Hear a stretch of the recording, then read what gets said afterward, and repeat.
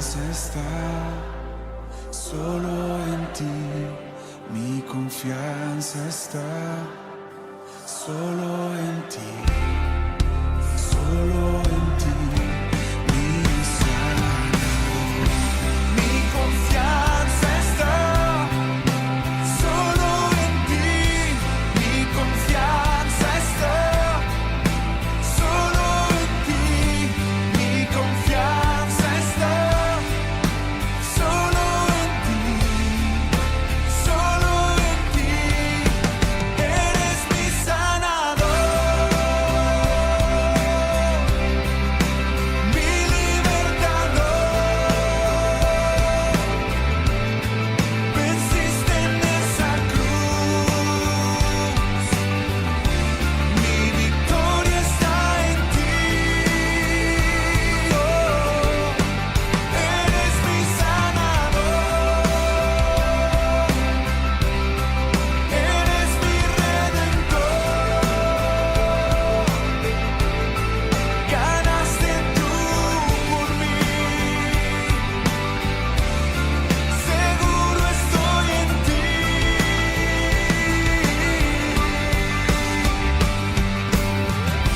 Mi confianza está solo en ti, mi confianza está solo en ti, mi confianza está solo en ti, mi sanador.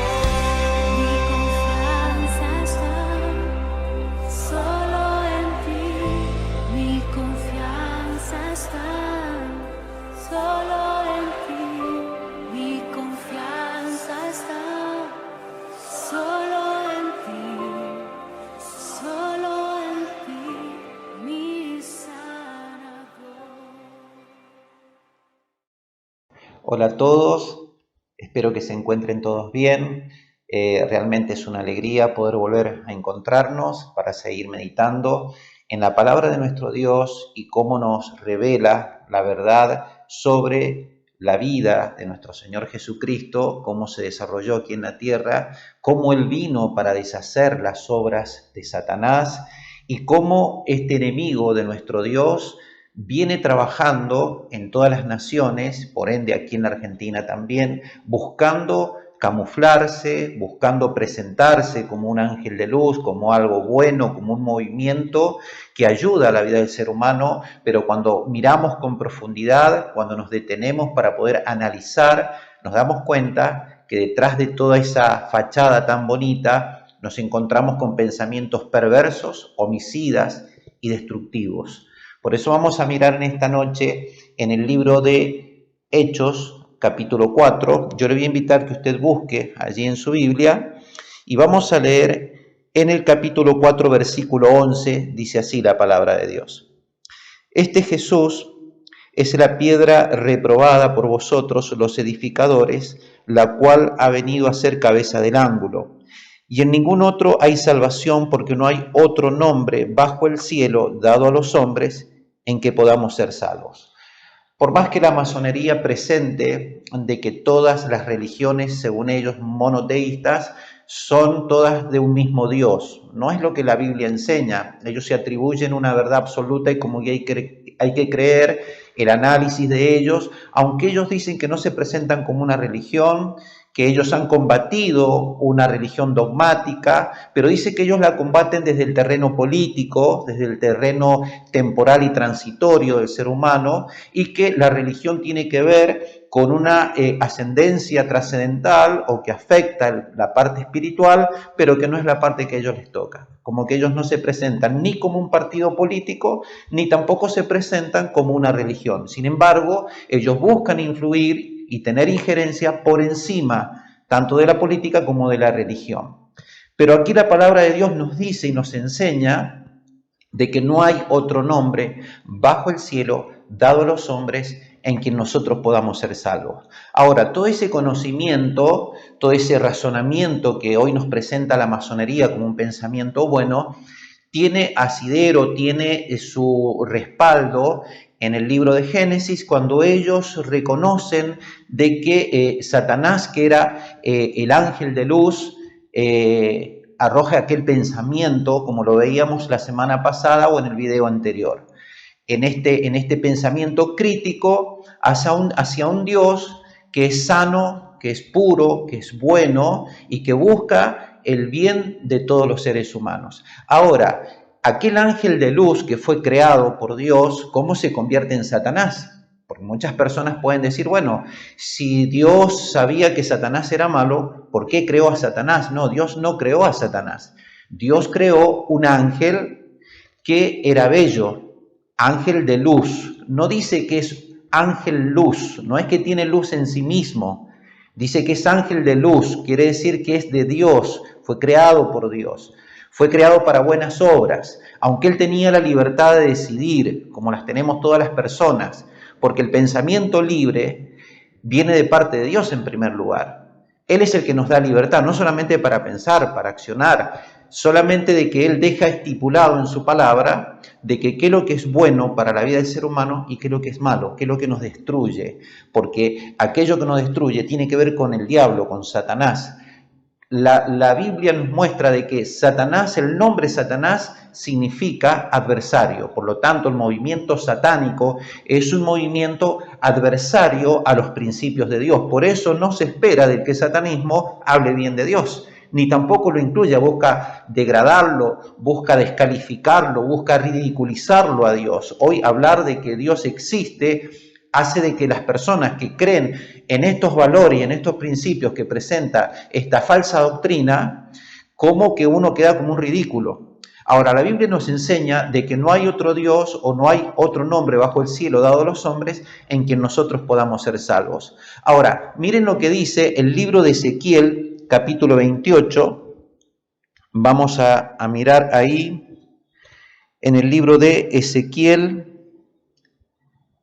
capítulo 28. Miren lo que dice la Escritura a partir del versículo 11, dice: vino a mí palabra de Jehová diciendo, hijo de hombre, levanta endechas sobre el rey de Tiro, y dile, así ha dicho Jehová el Señor, tú eres el sello de la perfección, lleno de sabiduría y acabado de hermosura.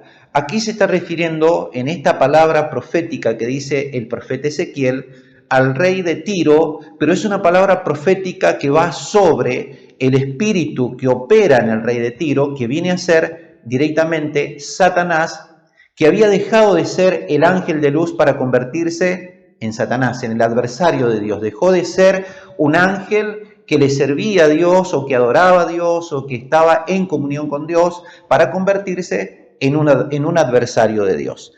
Dice: en Edén, en el huerto de Dios estuviste, de toda piedra preciosa era tu vestidura, de cornerina, topacio, jaspe, crisólito, berilo, ionice, de zafiro, carbunclo, esmeralda y oro. Los primores de tus tamboriles y flautas estuvieron preparados para ti en el día de tu creación. Tú, querubín grande, protector, yo te puse en el santo monte de Dios, allí estuviste. En medio de las piedras de fuego te paseabas. Perfecto eras en todos tus caminos, desde el día que fuiste creado hasta que se halló en ti maldad. A causa de la multitud de tus contrataciones fuiste lleno de iniquidad y pecaste, por lo cual yo te eché del monte de Dios y te arrojé de entre las piedras del fuego, oh querubín protector. Se enalteció tu corazón a causa de tu hermosura, corrompiste tu sabiduría a causa de tu esplendor. Yo te arrojaré por tierra, delante de los reyes te pondré para que miren en ti. Con la multitud de tus maldades y con la iniquidad de tus contrataciones profanaste tu santuario. Yo pues saqué fuego de ti, de en medio de ti, el cual te consumió, y te puse en ceniza sobre la tierra a los ojos de todos los que te miran. Todos los que te conocieron de entre los pueblos se maravillarán sobre ti. Espanto serás y para siempre dejarás de ser. Hay una sentencia sobre el diablo, hay una sentencia sobre Satanás y sobre todos los seguidores de Satanás. Aquí vemos de que se relata la creación, cuando él fue creado, cuál era la función, él era un querubín, pero dice hasta que se halló pecado en ti. El pecado, la Biblia nos revela de que el pecado surge en el corazón de los seres creados por Dios. No viene de afuera hacia adentro. Es como cuando uno ve una manzana y ve el agujero por donde ha salido el gusano, cuando ya el gusano no está, por decirlo. La persona se puede llegar a preguntar cómo hizo el gusano para entrar de afuera o cómo hizo para salir de adentro el gusano. El gusano se formó adentro y por eso abre camino y sale afuera. No es que de afuera entró hacia adentro. El pecado se forma adentro del corazón de la persona. En este caso, Satanás dejó que la vanidad, él se creyó que era Dios y decidió encararlo a Dios, decidió rebelarse contra Dios. Él empezó a criticar a Dios cuando Dios no había hecho nada en contra de él. Él se rebela en contra de Dios y persiste en su pensamiento. Y de esa manera, él es expulsado del cielo por su rebelión, por su pensamiento contra la voluntad de Dios. Entonces allí él deja de ser ángel de luz. Por lo tanto, él no tiene ninguna luz propia para arrojar. Si tiene una luz, es una luz artificial. Es como la luz de la noche, es artificial. Es una luz que se va a tomar. Incluso esa luz artificial es como poner el ejemplo de que Dios es el sol y que Satanás en las penumbras, en la noche, busca brillar, pero toda la luz que tiene es artificial porque él no tiene luz en sí mismo. Y hasta incluso toda la energía que se nutre para hacer que en la noche pueda haber energía para tener luz, también proviene del mismo sol. Quiere decir que Dios mismo es siempre la fuente inagotable del conocimiento. Y el enemigo, y aún los masones y todos ellos que se llaman de que ellos persiguen la perfección y que ellos buscan la fuente del conocimiento, bueno, el ser humano, cuando el tiempo deje de ser tiempo, seguirá descubriendo, porque hoy por hoy, ¿qué es lo que se dice? De que el ser humano se va construyendo y va descubriendo nuevos horizontes y nuevos caminos. Dios revela, Dios no descubre, Dios revela, Dios muestra, el hombre descubre y nunca va a alcanzar a descubrir la totalidad de Dios, porque el ser humano, por más que se llene, es como un vaso al lado de un vasto océano. Por más que el vaso se llene de agua, habrá un océano inmenso que jamás llegará a explorarlo ni a conocerlo en su totalidad. Por más que el vaso se jacte y sea un vaso más grande que otro, seguirá siendo siempre un vaso. Esos somos los seres humanos. Podemos brillar entre nosotros, algunos pueden estar más desarrollados que otros y pueden jactarse sobre el resto, pero cuando ya se mide con Dios, no tiene forma de alcanzar la estatura de Dios para medirse con Él. Esto le pasó a Satanás y esto le pasa a los satanistas. Ellos creen haber logrado algo que no lo han logrado, no lo han alcanzado. Lo único que lo creen son ellos y los que le creen a ellos y los que lo siguen. Mire lo que dice Génesis capítulo 3. Vamos a leer a partir del versículo 9. Dice así la palabra del Señor. Mas Jehová Dios llamó al hombre y le dijo, ¿dónde estás tú? Y él respondió, oí tu voz en el huerto y tuve miedo, porque estaba desnudo y me escondí. Y Dios le dijo, ¿quién te enseñó que estabas desnudo? ¿Has comido del árbol de que yo te mandé no comieses? Y el hombre respondió, la mujer que me diste por compañera me dio del árbol y yo comí. Entonces Jehová Dios dijo a la mujer, ¿qué es lo que has hecho? Y dijo la mujer, la serpiente me engañó y comí. Y Jehová Dios dijo a la serpiente, por cuanto esto hiciste, maldita serás entre todas las bestias y entre todos los animales del campo. Sobre tu pecho andarás y polvo comerás todos los días de tu vida. Dice, en este caso, cuando el Señor viene, Dios viene a contactarse con el hombre, dice que el hombre tiene miedo.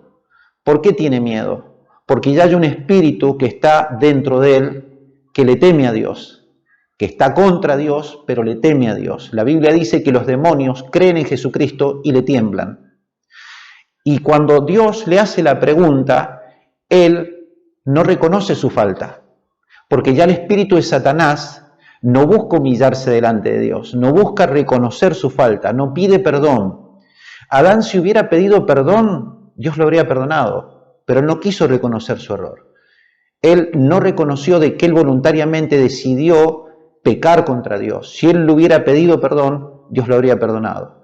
Pero como él persistió, porque ya estaba otro espíritu en él, y la mujer exactamente igual, también se excusó, ninguno de los dos se arrepintieron. A partir de ese momento ya el satanismo entra, porque el espíritu inmundo entra a operar en la persona que no reconoce a Dios, que no le pide perdón a Dios. La persona puede pecar, cometer una falta, pero debe de arrepentirse, porque la Biblia dice que Dios es fiel y misericordioso, que Él, un corazón humillado, un corazón contristado, Él no lo va a despreciar. El problema es cuando la persona persiste en querer ofenderlo a Dios, no querer pedir perdón, no reconocer su falta ante Dios. Es allí donde el espíritu de Satanás comienza a trabajar. Cuando Adán y Eva cometen esta falta, el satanismo, un espíritu contrario al espíritu de Dios, va a subyugar a toda la raza humana, y a partir de ese momento va a comenzar a vivirse en la tierra todo un descontrol, porque al ser Satanás el que se había empoderado sobre toda raza humana, fue todo lo que se vivió en el Antiguo Testamento, donde habían guerras a espadas, muertes, en donde los hijos de Dios, el linaje de Dios, tenían que también tener que abrirse paso, porque no había nadie que podía espiritualmente haberlo vencido a Satanás, y por lo tanto, por eso era por lo que los hijos de Dios, como David y como tantos otros, tenían que abrirse camino también con espada, hasta que aparece Jesucristo. Y Jesucristo va a vencerlo a Satanás en el ámbito espiritual sin espada en la mano, con el poder de su palabra. La espada de Dios o la espada de Cristo es la palabra, la predicación, el mensaje. Es lo que a Satanás lo va a confrontar y lo va a vencer también, lo va a derribar. Pero podemos ver cómo este movimiento satánico avanza durante todo el Antiguo Testamento, en donde podemos ver en las historias cómo se van escribiendo y desarrollando hasta que viene Jesucristo. A partir de Jesucristo va a comenzar una etapa nueva para la historia de la humanidad, y cómo el pueblo de Dios va a ir avanzando de una manera diferente, y ya como la batalla va a comenzar a librarse en el ámbito espiritual. En el Antiguo Testamento no se habla de demonios. Recién en el Nuevo Testamento, a partir de Jesucristo, se empieza a hablar de demonios y se empieza a hablar de una guerra espiritual. Miren lo que dice el libro de los Hechos, capítulo 26, Hechos capítulo 26, vamos a leer en el versículo 12.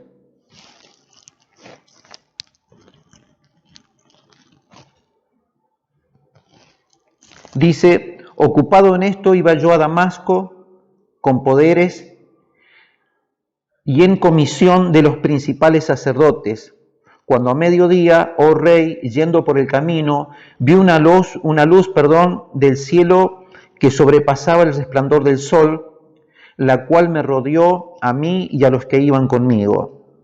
Y habiendo caído todos en tierra, oí una voz que me hablaba y decía en lengua hebrea: Saulo, Saulo, ¿por qué me persigues? Dura cosa te es dar coces contra el aguijón. Yo entonces dije: ¿quién eres, Señor? Y el Señor dijo: yo soy Jesús a quien tú persigues. Pero levántate y ponte sobre tus pies, porque para esto he aparecido a ti, para ponerte por ministro y testigo de las cosas que has visto y de aquellas en que me apareceré a ti, librándote de tu pueblo y de los gentiles, y a quienes ahora te envío, para que abras los ojos, para que se conviertan de las tinieblas a la luz, y de la potestad de Satanás a Dios, para que reciban por la fe que es en mí perdón de pecados y herencia entre los santificados. El apóstol Pablo está relatando su momento de conversión, antiguamente llamado Saulo, Saulo de Tarso. Él era un religioso, pero que no estaba convertido al Evangelio, él no se había encontrado con Cristo. Por lo tanto, él estaba también siendo esclavo de Satanás. Y él perseguía a los hijos de Dios, a los cristianos, para detener todo este movimiento que se estaba gestando en aquel momento. Hasta que cuando él va camino a Damasco y se encuentra con la verdadera luz, se encuentra con Jesucristo, dice que cuando él es derribado y las demás personas caen en tierra, él le pregunta que quién es, y ahí se identifica el Señor y le dice que Él es Jesús y que no la va a pasar bien si continúa con esa postura. Que Él tiene que desistir y que Él se le presenta en este momento, dice que para poder llamar de las tinieblas a la luz a las personas que se encuentran en tinieblas, de la cual Él estaba saliendo en ese momento, y de la potestad de Satanás a aquellos que han sido tomados por el diablo para que por la fe en Jesucristo puedan recibir el perdón de pecados. Quiere decir que una persona que practica el satanismo, una persona que crea en esta doctrina o que esté enquistado en esta doctrina, ¿puede tener libertad de Dios? Si se arrepiente, sí. Si pide perdón y reconoce de que el verdadero Dios está por encima de la masonería y que está por encima de todo pacto satánico, de todo pacto de muerte, sí, el Señor lo perdona y lo puede librar de todas las artimañas del enemigo. Porque el mensaje no es para condenar a las personas, sino para demostrar de que están equivocados, que Satanás no es Dios, no es el constructor, simplemente tiene una estrategia de guerra. Una estrategia que puede llegar a esconderla de la mente humana, de los seres humanos, pero no de Dios. Y el Espíritu Santo saca a luz, saca a revelación, Él saca a luz las emboscadas, las trampas que Él puede llegar a preparar. Y cuando quiere mostrar algo malo como bueno, también Dios va a terminar desbaratando el plan del enemigo y va a dejar expuesta su mentira para que aquellos que aman la verdadera luz y la verdad puedan aferrarse a esa verdad. Este hombre Saulo, que hasta ese momento se podría llegar a decir que también era un satanista, que también era un religioso, que estaba en contra de la voluntad de Dios, se convirtió. Él reconoció de que Jesucristo era el Señor y a partir de ese momento él se convierte en el apóstol Pablo, en el instrumento de Dios. Y eso es lo que Dios busca, que se pueda mostrar la verdadera luz, porque en algún momento Él va a revelarse a la vida de las personas. Ahora, miren lo que dice la palabra en el libro de los Hechos, capítulo 8.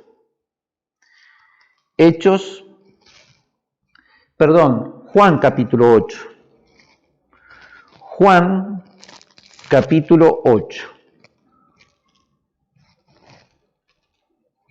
Vamos a leer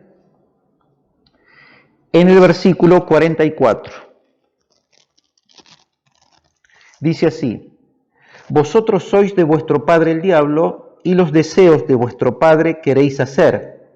Él ha sido homicida desde el principio y no ha permanecido en la verdad, porque no hay verdad en él. Cuando habla mentira, de suyo habla, porque es mentiroso y padre de mentira. Quiere decir que lo que el diablo busca es cometer homicidios. Porque dice que él es homicida desde el principio. Se refiere a que el espíritu de Adán y el espíritu de Eva fueron muertos por este espíritu inmundo.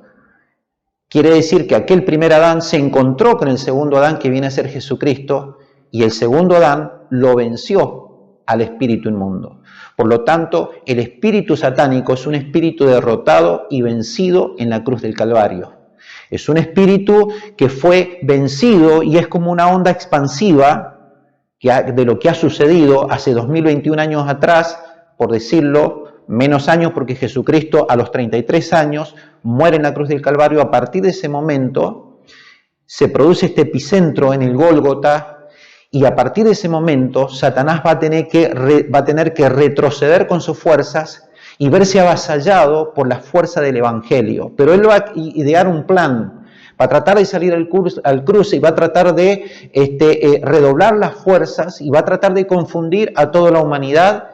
Y lo que él va a intentar hacer es tratar de matar el nombre de Jesús. Él va a tratar de desbaratar ese nombre, él tiene que desacreditarlo, tiene que arruinarlo y para eso va a idear un plan de mostrarse y crear todo un movimiento que hable de Jesús, que hable de Cristo, una fachada, una mentira, que va a ir por un lado y por otro lado va a trabajar en lo oculto con otro movimiento, en donde él va a tratar de llegar a poder confundir el ser humano. La Biblia dice, y el mismo Señor Jesucristo dijo que Satanás iba a tratar de hacer confundir a los mismos escogidos de Dios. Ahora, yo le invito de que usted pueda ver estos videos que vamos a ver en este momento.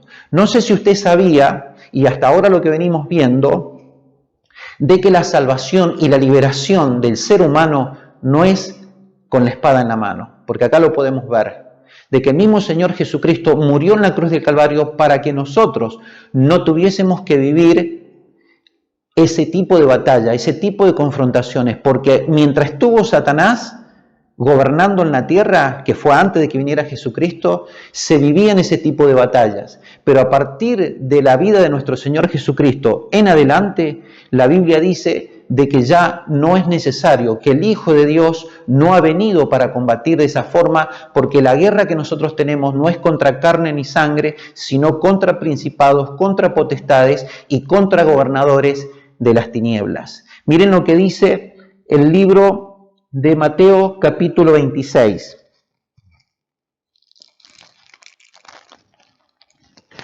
Mateo capítulo 26. Vamos a leer en el versículo 51.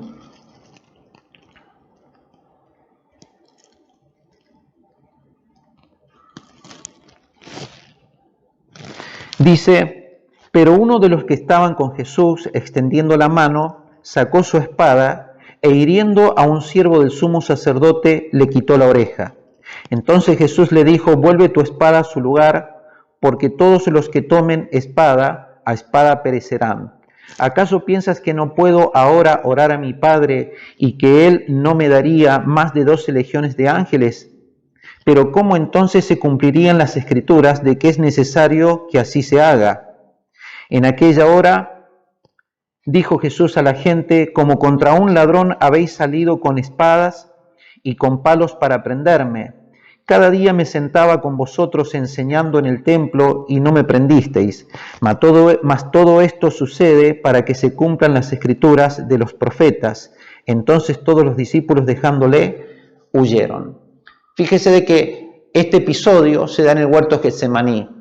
Dice que cuando vienen los principales sacerdotes del Sanedrín, con los soldados del Sanedrín, le echan mano a nuestro Señor Jesucristo ahí en el huerto, y dice que Pedro, acá no lo relata, pero en otro evangelio dice que fue Cefas, que era Pedro, dice que le corta una oreja a uno de los que estaban de los guardias del Sanedrín. Y Jesús dice que le dice a Pedro que guarde la espada en el bolsillo, porque el que a hierro mata, a hierro muere. Y toma la oreja que estaba en el piso y se la vuelve a colocar y lo sana. Quiere decir que los cristianos no avalamos la violencia. Los masones dicen que ellos no avalan la violencia. Hoy hablan de equidad, hablan de igualdad, hablan de justicia, pero ellos son promotores de violencia. Porque aún, lamentablemente, y en esto quiero que se sepa de que yo no tengo ninguna bandera política, ni tampoco intento mostrar algo desacreditando el esfuerzo y valores de personas, solamente trato de mostrar la verdad. Como decía en el video anterior, la verdad es verdad y no podemos taparla. Mirada desde el punto de vista bíblico, la Biblia nos dice qué es aceptado por Dios y qué no es aceptado por Dios. La masonería, que viene trabajando de hace cientos de años aquí en la Argentina, pero que hace más de 300 años aquí en el siglo XVIII apareció, pero viene anteriormente trabajando detrás de las bambalinas y tomando los gobiernos, tomando los países. No sé si usted sabía, hace unos días atrás nosotros hemos celebrado, por decirlo de alguna manera, el 25 de mayo, el Día de la Independencia. No sé si usted sabía que Independencia era el nombre de una logia que surgió en 1806, y la logia, integrada por toda aquella primera junta, eran todos masones, salvando solamente Ascuénaga, y que la logia se llamaba Independencia, que fue la que se enfrentó al virreinato de aquel momento, y que lo que nosotros estamos celebrando todas las veces es una celebración masona. No sé si usted sabía también de que la masonería, con el correr de los años, fue tomando todo el proyecto de salud. Así que hoy, si usted sabe, todo lo que está aconteciendo con la salud, todas las decisiones que tienen que ver con la salud, es porque está siendo trabajada desde la masonería. La misma educación, la ley 1420, que es la ley que sanciona o que dirige a la educación, está dirigida por una logia que se llama docente. Y así se llaman todas las personas que alcanzan el nivel profesional para estudiar se le dice docente. Bueno, sepa que la palabra docente es el nombre de una logia, que nosotros no lo sabemos. Una logia que está en vigencia ahora, que es la que sigue trabajando los nuevos proyectos de ley. Todo lo que se enseña en las escuelas, en todos los niveles, está regulado, ideado, pensado desde la masonería que trabaja en las penumbras y que habla de una igualdad y de una justicia. ¿Sabía usted que aún los emblemas, ellos hablan de que el dogma de ellos no está escrito, que el emblema de ellos es a través de simbología? ¿Sabía usted que los colores que identifican a la masonería es el albiceleste? ¿Sabía que es el blanco y el celeste? ¿Sabía usted que el sol de nuestra bandera argentina es un símbolo masón?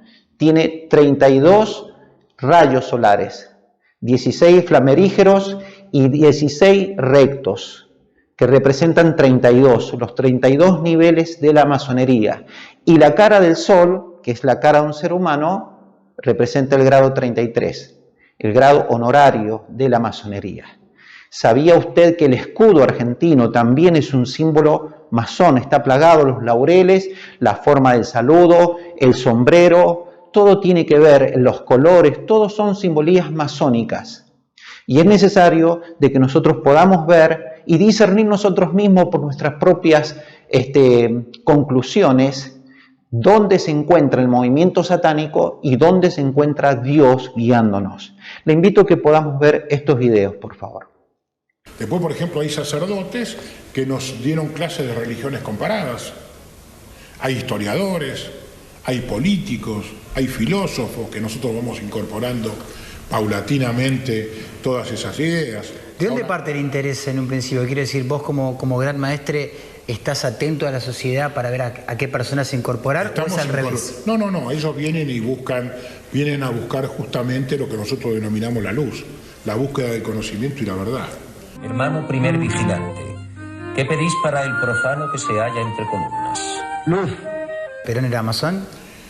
Bueno, nosotros no lo tenemos registrado acá, pero en Gaspar Campos se encontró un diploma de la masonería donde figuraba de que de una gran logia italiana que Perón era grado 33 honorario de la masonería italiana, y después tenemos antecedentes de que fue regularizado, como decimos nosotros, en España, y cuando viene a la Argentina viene con todos los principios y los valores masónicos. En 1981, la justicia italiana allanó la mansión del empresario Licio Gelli en Arezzo y descubrió la lista de los 963 integrantes de la logia masónica Propaganda Due. Pero también, durante 2 décadas, Gelli gravitò de manera fundamental sobre la política argentina. Ma i militari erano ostili e quindi allora ho cominciato a parlare con loro. Riuscii a catechizzarli perché dessero l'assenso per un ritorno. Vino distinto, vino a buscar la unidad nacional. Claro, incorporó a su concepción política el damero, donde aceptó al que piensa diferente, lo incorporó y lograron la unidad nacional, que se vio trunca porque falleció al poco tiempo. Pero es un hecho que Perón era masón, no es algo discutible. Sí. La casa está en orden y no hay sangre en la Argentina. ¿Alfonsín era masón? Por las palabras que vas usando y por la época. Ese es uno de las dudas que tenemos. Como son hombres públicos, no figuran en los padrones, pero sí hay una serie de hermanos que dicen que trabajaron con él en la Logia Independencia. ¿Cómo es eso? ¿Dónde figura y no figura por ser una persona pública? Y cuando es una persona muy pública, para protegerlo, no figuran en los padrones. Hay muchos. Se oculta mismo internamente, claro, cosa que se no oculta para eso. Para conseguir los cambios que necesita el país hace falta tiempo. Bueno, ¿tenés relación con el presidente? ¿Con Macri? No. Hemos tenido relaciones indirectas, pero no tenemos una una relación directa con el presidente. Ni influencia, entiendo. Tenemos hermanos en todos los ministerios, en las intendencias, en las gobernaciones, en todos lados, pero como hermanos. ¿Cómo es el ritual de iniciación justamente? Bueno, nosotros, si vos llenás la solicitud, vas a tener en principio unas entrevistas con maestros masones que van a ver tus características, van a saber de vos, van a saber de tu vida, si sos una persona... ¿Sabes qué? Nosotros decimos que ¿quién puede ingresar a la masonería? Alguien que yo podría entrar en mi casa.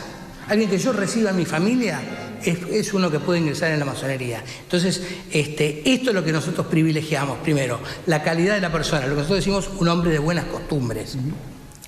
Después, si vos pasás esas entrevistas, si se decide que vos ingreses, bueno, te vamos a citar, vas a venir y va a haber una ceremonia de iniciación, que es el principio y después seguirás el camino que tenemos que seguir. Yo no puedo decirte en qué consiste la ceremonia de iniciación. Eso es parte de los secretos. Eso es parte de los secretos, sí. Es una ceremonia fuerte, impactante, y bueno, y vos ingresarás por ese motivo y después, en fin, con el tiempo y con tu trabajo podrás ir ascendiendo a los otros 2 grados. Es decir, entras con el grado de aprendiz, después ser compañero y después ser maestro.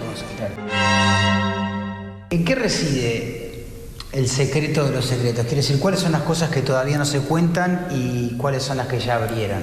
Porque dentro que las puertas están abiertas, la gente puede venir en la noche de los museos, sí, pero hay ciertas cosas que ustedes eligen guardar. ¿Por qué y cuáles son? No, nosotros las cosas que nos guardamos son muy privadas. Es decir, nosotros decimos que nosotros venimos acá a buscar la perfección y que tenemos que trabajar lo que llamamos la piedra bruta, es decir, nuestro templo interno. Es decir, acá estamos viendo un templo, este es el templo externo, pero después tenemos un templo interno, que es para cómo buscamos la perfección. Ese templo interno es el que nosotros tratamos de perfeccionar. Y el secreto, el verdadero secreto masónico, es cómo entramos en ese templo interno. Entonces, este secreto es personal, es de cada uno. Entonces, yo no puedo decirte cuál es. Pero en realidad no hay otros secretos extraños. Sí, lo que yo te dije, los toques, las palabras, en fin, algunos lugares que, por ejemplo, de acá no te puedo mostrar, que es donde se hacen las iniciaciones y algunas ceremonias, y nada más. No tenemos grandes secretos, somos discretos y no secretos. Discretos y no secretos. El templo es nuestro principal recinto de reuniones en la República Argentina. Está construido un edificio que fue hecho expresamente con el objeto de ser la sede de la masonería argentina. Eso fue así, la persona que construyó este templo dijo, esto es para los masones, exacto, los hermanos masones. Fue inaugurado en 1872, el diseñador fue el padre del que fuera después presidente de la República, Carlos Pellegrini, con el mismo nombre, pero él no lo vio terminado el edificio porque fallece, y lo termina el famoso arquitecto Tamburini, que entre otras cosas, por ejemplo, le dio el actual aspecto a la Casa Rosada. Te estoy hablando de 1872, la Casa Rosada es un poco posterior a este edificio, pero fue directamente diseñado para ser la sede de la masonería. ¿Cómo podés reconocer a un hermano masón? Bueno, yo suponete que no lo conozco. ¿No lo viste acá en una reunión? No lo vi nunca en mi vida, me lo encuentro en la calle, y yo puedo a lo mejor inferir porque puede exhibir algún símbolo, algún pin, alguna cuestión, pero si no, yo me acerco y hay determinadas formas de darse la mano, por ejemplo, que son secretas. No te las voy a decir. Eso sí es secreto. Eso es secreto. Y también hay determinadas palabras que se usan como contraseñas, que a cada grado van cambiando, que hay veces que se hacen un poco complejas, pero es para identificarse 2 personas que como hermanos de la orden, ¿no? Contraseñas. La primera aparición de logias en la Argentina fue a fines del siglo XVIII. Aparece allá por el año 1795 una logia que se llamó de los franceses, que tenía un nombre sugestivo, se llamaba Independencia. Y es la logia en la que se inicia Manuel Belgrano y Castelli. Después va a desaparecer esa logia y va a volver a aparecer nuevamente con el mismo nombre en la Revolución de Mayo. En la Revolución de Mayo, que todos dicen que fue algo consensuado, no, fue una revolución en serio, fue una revolución con las armas en la mano, y el día del 24 a la noche hubo desplazamiento de tropas y se impone, en realidad lo que nosotros conocemos como la primera junta es la segunda, porque cuando destituyen al virrey el día 22 de mayo del año 1810, los absolutistas, fue una lucha entre absolutistas y los que pretendían la democratización de la sociedad. Los absolutistas hacen una jugada y nombran una primera junta donde el presidente de esa primera junta era el virrey. Y la logia toma conocimiento, se reúnen en la casa de don Nicolás Rodríguez Peña, que era uno de los jefes de la masonería en entonces, y deciden destituir esta junta y exigirle la renuncia al virrey y a todos sus miembros. ¿A quién comisionan? A Saavedra, que era el jefe del regimiento de mayor poder de fuego, que era el regimiento de patricios, que eran los veteranos de la guerra de las invasiones inglesas, con Castelli. Le exigen la renuncia, ellos renuncian y inmediatamente se reúnen en la casa de Nicolás Rodríguez Peña y ahí eligen a los miembros de la Junta. Todos son masones, con excepción de Ascuénaga. Y la Junta se impone el 25 de mayo, pero con las armas en la mano. Hay desplazamiento de tropas esa noche, hay desplazamiento de baterías y aparecen dos hombres que son muy importantes en ese momento, que son French y Beruti, injustamente reconocidos por haber repartido escarapelas, que en realidad eran los jefes de los fusileros de Chispa, son los que no dejan entrar a los que estaban en contra de la Junta y son los que estaban dispuestos a entrar en acción si no se juraba la Junta, no se aprobaba la Junta en el Cabildo Abierto de esa época, que se propuso secularizar la sociedad, lograr límites al poder de los gobernantes, negó el carácter divino del poder y planteaba justamente la justificación de la relación de mando y obediencia a través de la soberanía popular. De un 80-90% de analfabetismo, actualmente tenemos un índice de alfabetismo que es del 3, 4 o 5% en Europa, y acá en Argentina hemos triunfado muchísimo,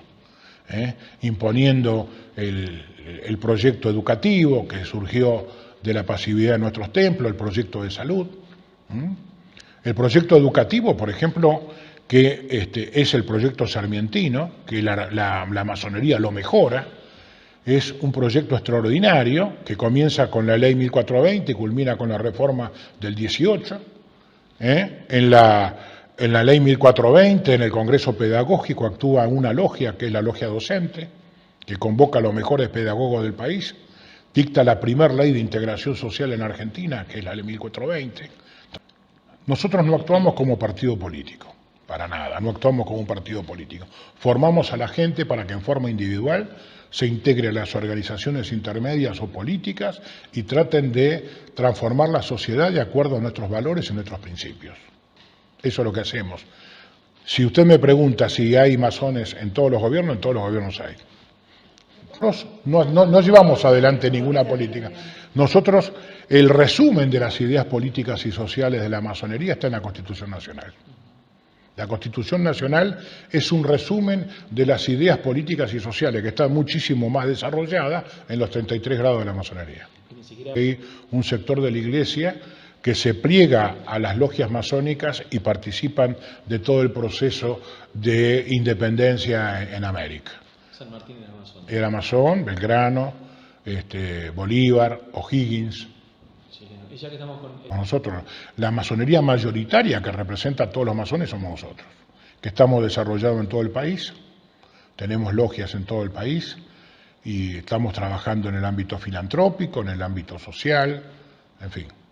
¿Y se desarrollan a nivel también social, digamos? Después, por ejemplo, a nosotros nos tildan de ser antirreligiosos, para nada. Cada uno tiene su religión, la respetamos, tenemos sacerdotes, nuestras logias, lo que pasa es que no damos sus nombres por temor a que los persigan, tenemos rabinos, hay pastores protestantes y todos conviven.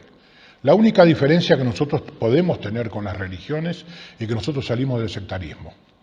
Nosotros decimos que para el creyente hay un solo Dios y ese Dios es común a las tres religiones monoteístas, los judíos, los católicos y los cristianos, y que las tres pueden convivir. Son liturgias donde uno puede convivir con el otro. Toda la independencia americana fue llevada adelante por la masonería. Hay todos los líderes han sido masones. Digamos que la masonería llega a América justamente con la conquista de los ingleses en Estados Unidos.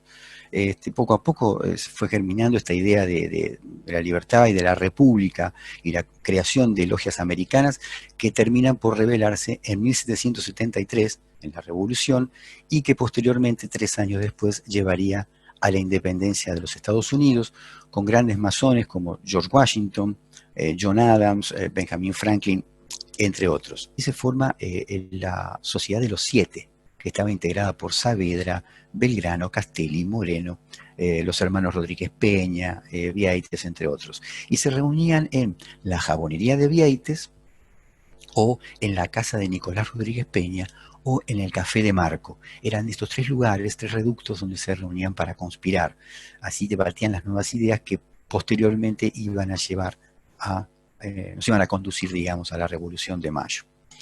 En 1804 existía una logia que era la Logia Independencia, pero en 1810 aparece nuevamente esta Logia Independencia, que no se sabe bien si es la misma o es una nueva, con el mismo nombre, que estaba presidida por Julián Álvarez, el venerable maestro Julián Álvarez. En las logias, al presidente de la logia se le llama venerable maestro, venerable hermano, venerable maestro. Esta logia Independencia es la que va a proveer, digamos, de los primeros hombres y rituales a la logia Lautaro, que es la que se va a conformar una vez que llega a San Martín al Río de la Plata, que es una de las logias, o mejor dicho, la logia que tiene mayor gravitación política y militar en la independencia del territorio de las Provincias Unidas, que además estaba integrado por Carlos María de Alvear, Sapiola, entre otros. En la mayoría eran masones, como así también los que firmaron la Constitución del 53 y del 60, entre los que estaban Nicasio Oroño, José María Gutiérrez, Ireneo Portela, Nicanor Alvarellos, Benjamín Vitorica, José Mármol, bueno, para nombrar algunos.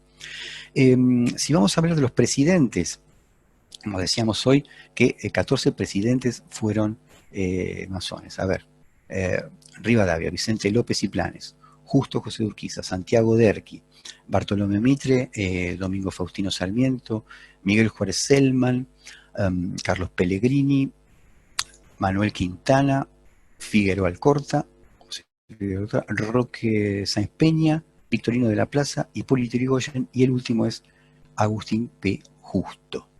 Pero también fueron miembros de la orden muchos políticos y legisladores que dieron prestigio a nuestro colegio, a nuestro Congreso Nacional, como por ejemplo Leandro Nalem, Aristóbulo del Valle, Lisandro de la Torre. Dentro de los hombres de la literatura podemos nombrar a Hilario Ascasubi, a Estanislao del Campo, a José Hernández, José Mármol, bueno, muchos, Florentino Meguino, Montes de Oca, muchos renombrados escritores. Hospitales públicos, por ejemplo, llevan los nombres de masones que dieron su vida por la salud, como por ejemplo Guillermo Rawson, Carlos Durán, José Pena, Cosme Argerich, Ignacio Pirovano, entre otros. También, a ver, en las artes, tenemos a Priliano Pueyrredón, Rogelio Urrutia, Ernesto de la Cárcova, también otros militares como Emilio Mitre, Wenceslao Paunero, Martín Rivadavia, todo conocido como Comodoro Rivadavia, pero ahora se llamaba Martín. Alguien encuentra un parecido muy grande entre el escudo nacional argentino y uno que vieron al entrar a un centro masónico de Londres. Exacto, es igual, sí. Ok. Si tenés alguna explicación. Sí, hay incluso hay un estudio de hace muy poco de un historiador que se encontró justamente con un escudo de la época en Francia, de la época de la Revolución Francesa, exactamente igual. Con lo cual no se sabe si se tomó de allí con la influencia masónica, obviamente, porque tiene un montón de simbología masónica, los brazos unidos, el gorro frigio, los laureles, hay un montón de digamos, de simbología masónica en El sol de la bandera tiene, si ustedes se fijan, tiene 32 rayos, 16 fijos y 16 flamígeros. Son los 32 grados de la masonería, el grado 33 es la cara del sol. Ahora, la participación de los hombres de la masonería ha estado plagado en la historia y les voy a mencionar algunos hechos. En la Revolución de Mayo, por ejemplo, Asamblea del año 13, en la Declaración de la Independencia, su presidente y sus 2 secretarios pertenecieron a la masonería. Hay todo un proyecto monárquico que finaliza en el año 1820 y está enmarcado dentro de una de las posiciones de la masonería, que era la monarquía constitucional. Y fíjense qué notable y qué coincidencia, los colores dentro de la masonería de la monarquía constitucional son el celeste y blanco, que son precisamente los que Belgrano, que fue un gran masón, le puso los colores a la bandera nacional. En la generación del 80 en adelante es lo que nosotros conocemos como la Argentina integrada. Ahí es donde se seculariza precisamente la sociedad argentina. Pero anteriormente a ello hubo un proyecto educativo, que es el proyecto de Sarmiento, que lleva a la masonería lo hace propio, crea inmediatamente, el proyecto de Sarmiento era de educación popular para todos, sin ningún tipo de discriminación, y existía el proyecto alberdiano, que era un proyecto de una educación estratificadas, para aristócratas, para gente pobre, en fin, era totalmente, y la de Sarmiento era una educación integradora. La masonería hace suyo el proyecto sarmientino, crea la logia docente, integrada por Vicente Fidel López, la integra Leandro N. Alén, Hipólito Yrigoyen, Aristóbulo del Valle, Onésimo Leguizamón, Carlos Pellegrini. Están todos cruzados. Por eso los partidos políticos que interpretaron a la sociedad argentina eran partidos políticos policlasistas. En un primer momento lo interpretó el radicalismo, después lo interpretó el peronismo, pero son partidos no estamentarios. En Argentina los partidos estamentarios no tuvieron cabida porque aparecía uno que quería representar a los obreros y que ¿a quién representaba? Al abuelo, pero no representaba al hijo que era empresario, ni tampoco al nieto que era profesional. Fíjense ustedes que el triunfo de esa política educativa, por eso yo los convoco a todos ustedes acá en la universidad, a que luchemos para profundizar y lograr la excelencia en la escuela pública, gratuita y laica en todos sus niveles. La masonería argentina está empeñado en lograr nuevamente y darle un impulso generador a esa movilidad social ascendente que vemos un poco frenada en la Argentina. Nosotros somos partidarios de la educación gratuita en todos los niveles, inclusive en los cursos de posgrado. Y vemos con preocupación en las universidades nacionales que se ha bajado el contenido curricular de las carreras para obligar a los profesionales que emergen de ella a acceder a los cursos de posgrado que son sumamente caros. No significa que una persona, porque se reciba, tenga capacidad económica para pagarlos. Esa no es la Argentina que soñamos nosotros. Nosotros soñamos una Argentina integradora en materia educativa, en materia de salud, como lo soñaron los masones. Nosotros somos los que hemos inspirado y creado todos los hospitales públicos. Además también, con los masones que venían con la inmigración, todas las mutuales que se crearon en todos los pueblos, ahí fueron creadas precisamente por los masones.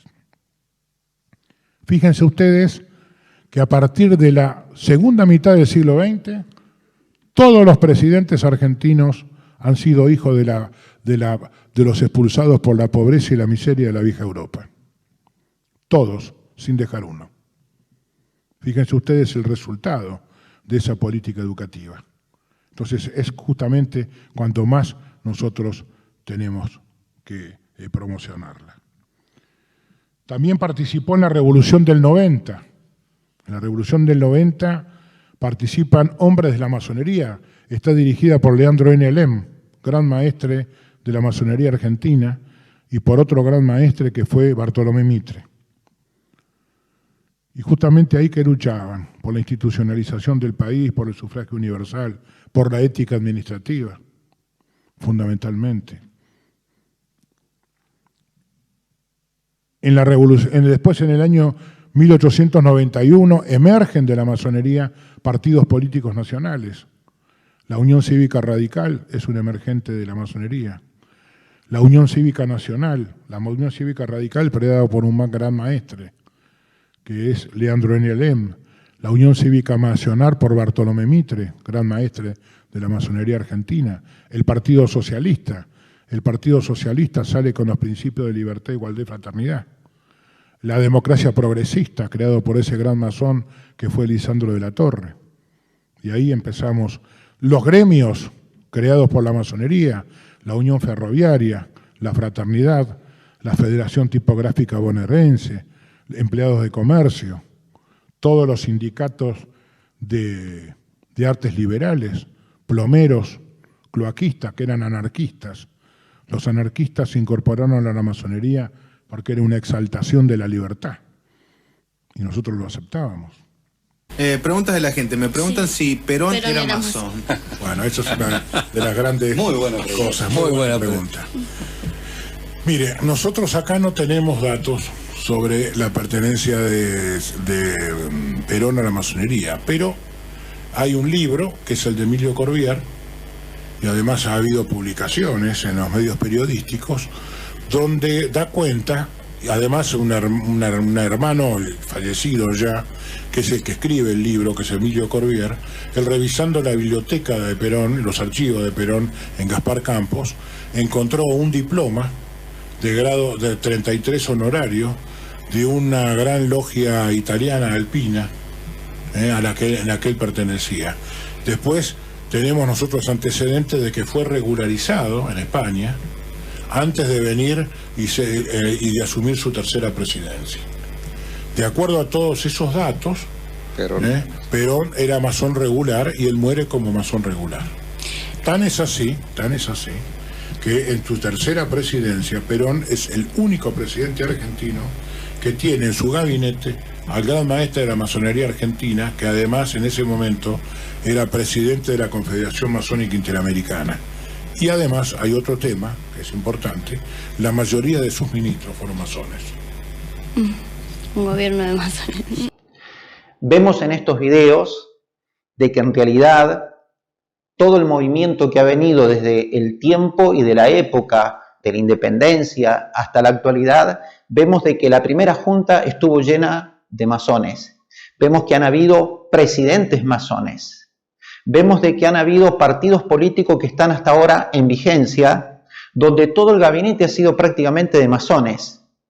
Quiere decir, y como yo lo decía en el video anterior, cuando llegamos a tomar las decisiones supuestamente del país, de cómo se va a conducir el país, y que ahora en la actualidad sigue pensando el mundo, o por decirlo así, el pueblo, de que el pueblo es el soberano y que el pueblo y que las masas de gente son las que deciden, pues no es verdad.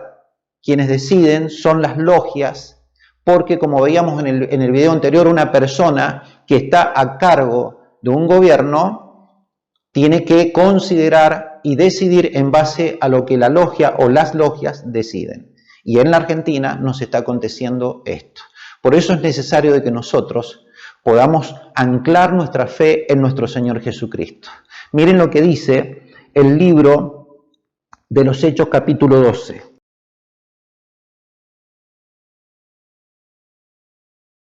Hechos capítulo 12.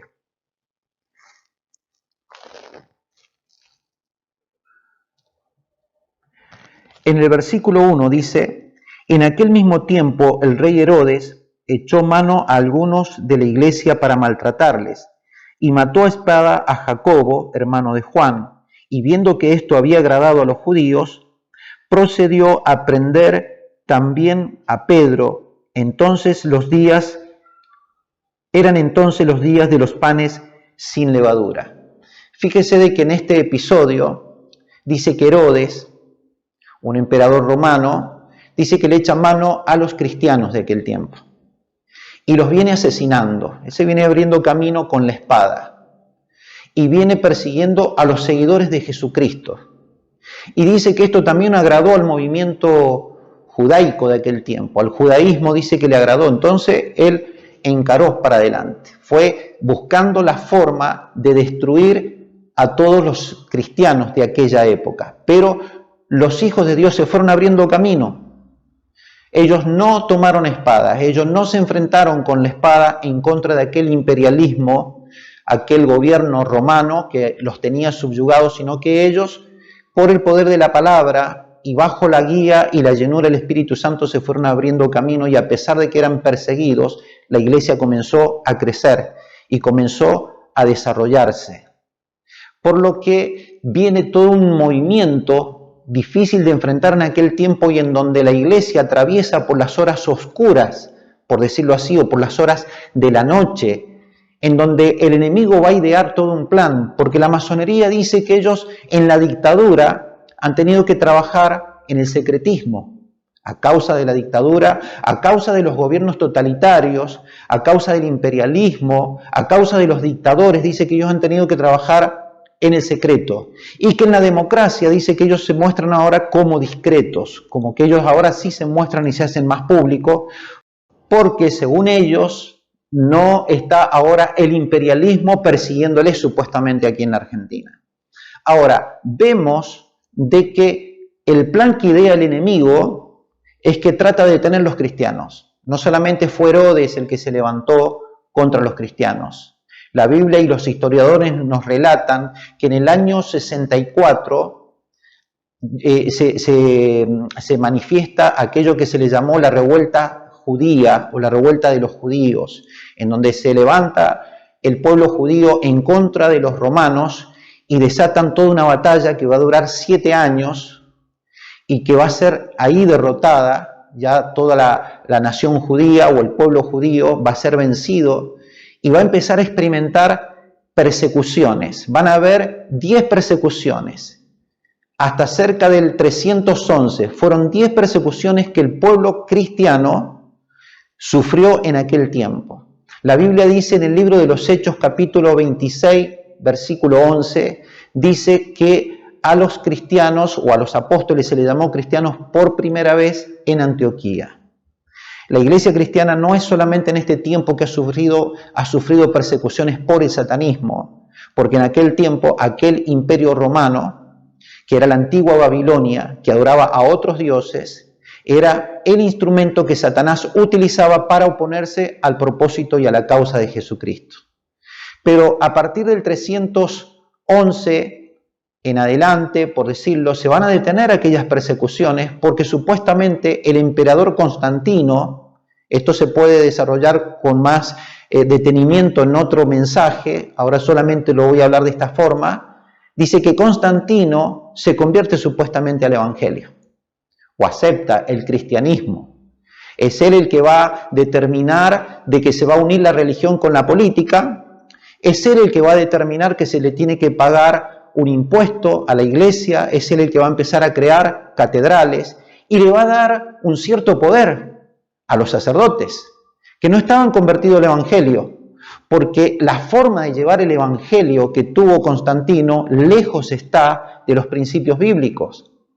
Este mismo Constantino dice la historia de que él asesinó a su propio hijo, a su hijo mayor, lo asesinó porque no era obediente. A su misma esposa la hizo matar también porque tenía sospecha de que ella estaba en contra de él, entonces él la manda a matar, y de esta manera él continúa abriéndose camino. Dice que él tuvo una visión, una revelación, cuando iba camino a una batalla en donde vio una cruz en el cielo, y él entendió de que era un mensaje de Dios y que a partir de ese momento él tenía que hacerse cristiano y que todo el mundo tenía que hacerse cristiano. Entonces es él el que va a dar el puntapié inicial. Cuando él funda Constantinopla, es como que él se va a posicionar, y a partir de ese momento él va a hacer de que toda la Iglesia Católica tome todos los reinos en todos los lugares.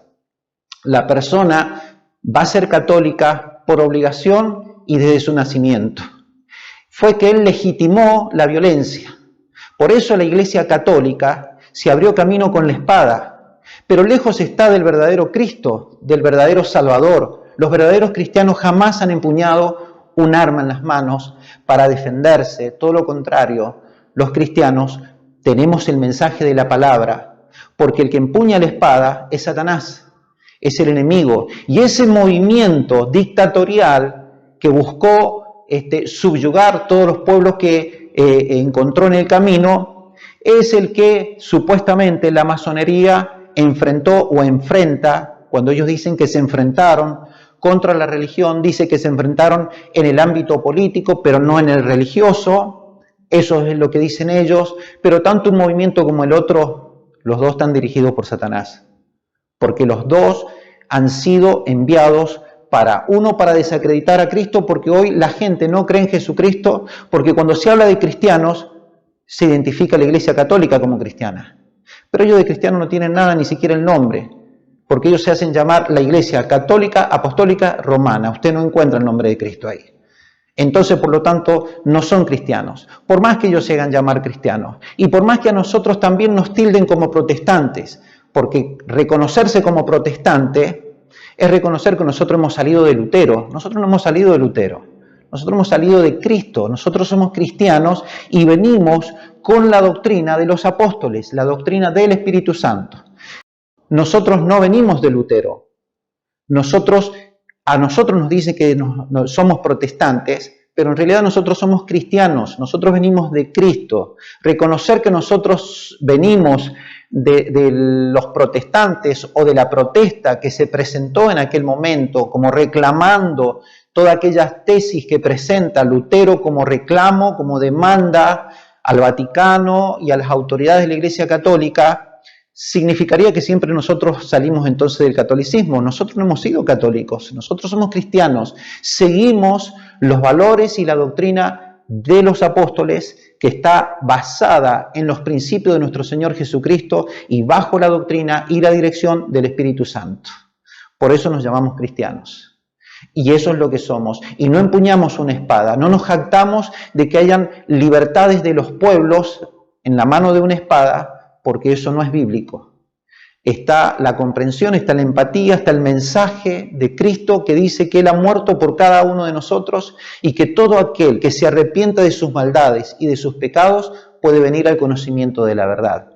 Haya hecho lo que haya hecho, si hay personas que hoy están en el satanismo, en este tipo de doctrinas y que necesitan salir de ahí, deben de hacerlo. Miren lo que dice el libro de Hebreos y con esto vamos a ir finalizando. Hebreos capítulo 4. Hebreos capítulo 4,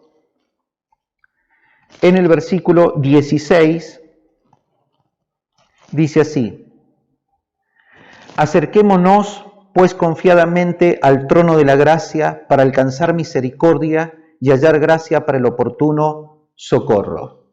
Dios nos invita a que todos podamos arrimarnos y que todos podamos reconocer de que no hay muchos dioses, ni hay un Dios que es el mismo Dios que empuña la espada, porque todas estas doctrinas, llámense el Islam, o llámese la Iglesia Católica, o llámese masonería, que empuñan una espada en la mano, no vienen de parte de Dios. Desde que Jesucristo murió en la cruz del Calvario, aquella violencia que Satanás engendró, gestó y desarrolló desde el huerto del Edén hasta que Jesucristo vino y entregó su vida en la cruz del Calvario, a partir de ese momento la violencia se terminó y los hijos de Dios hemos sido llamados a ser pacificadores. Y eso es lo que la palabra de Dios nos dice.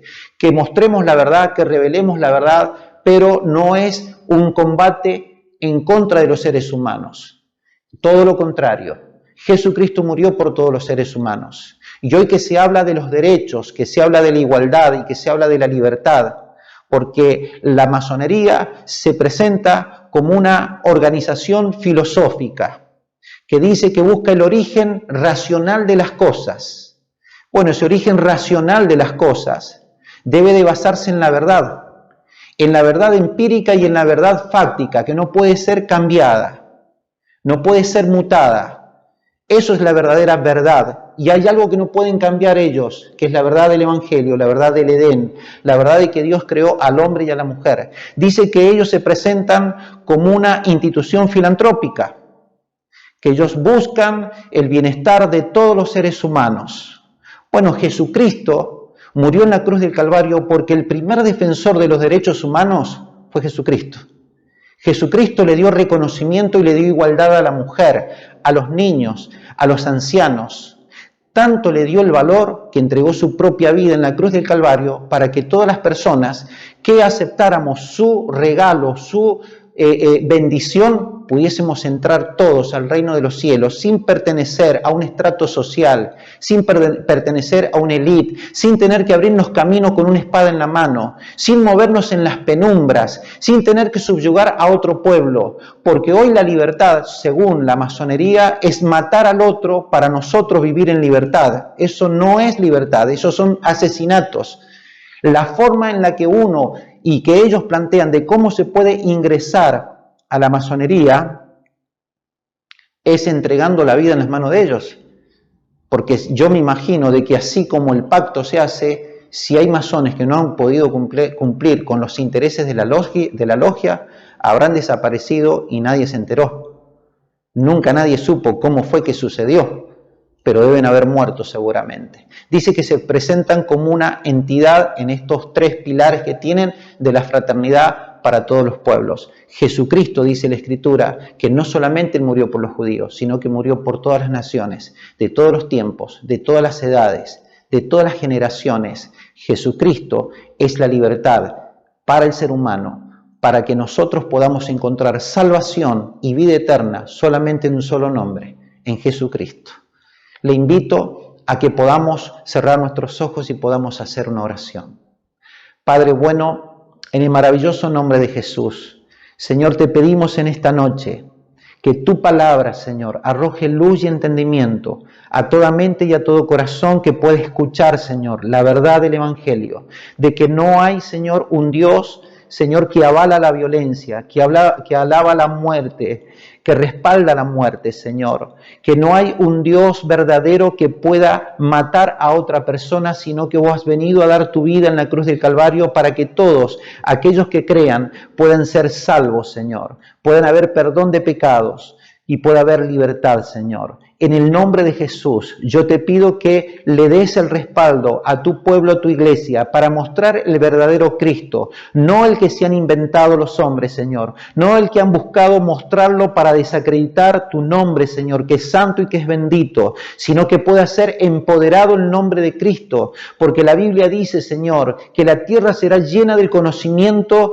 de tu palabra, Señor, de tu verdad, Señor, y yo declaro que este es el tiempo en donde las mentiras, Dios, van a ser confrontadas por la verdad, Señor, y van a ser puestas, Señor, en evidencia, Padre, para que tu nombre sea enaltecido y para que todas las personas, Dios, que se arrepientan y que vengan a tus pies, puedan hallar salvación y vida eterna, Padre, en el nombre poderoso de Jesús. Amén, Señor, y amén.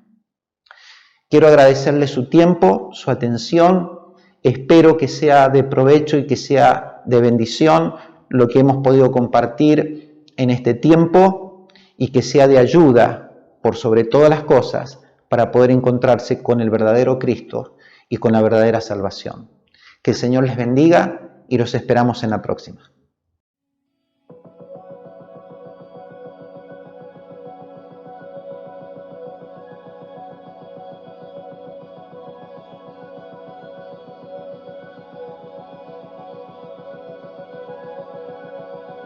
Cuando el